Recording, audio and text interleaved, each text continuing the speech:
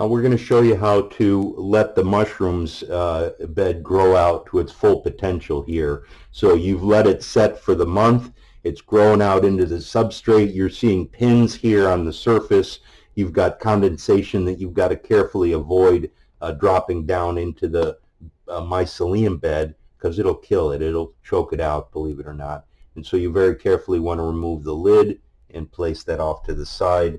And now you've got a beautiful bed. If you don't have a warm environment, you're going to need to keep a 75-degree environment or so and a lot of humidity in here. Normally, I'd suggest using an inverted tub like this to give your mushrooms some space to grow into.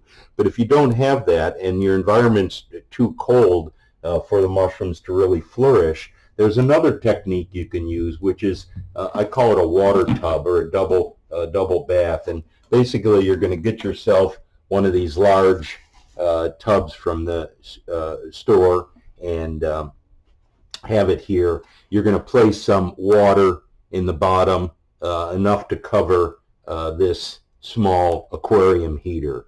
So you've bought the smallest, cheapest aquarium heater you can buy. They do get very hot. This element here, when it turns on to generate heat, will get more than 100 and some odd degrees, maybe more than 120. I've never really measured it out of the water. It's very hot. You can't touch it. That's why I use these suction cups to keep it away from the surface. So if I place that in the bottom of the tub like this here, of course it's got at least an inch and a half of space. So you're going to have to fill that tub with that water to cover that heater and make it deep enough so that that entire heater is covered. And you've got a little pool of water. And like a bath, you're going to measure the temperature. You're going to place a temperature probe in here, and you're going to measure the temperature of that water so that you have it at the appropriate temperature, 75 degrees. Here we're in Celsius, so you'll make a quick conversion, but use a probe temp like that inside the tub to let you know what your tub temperature is.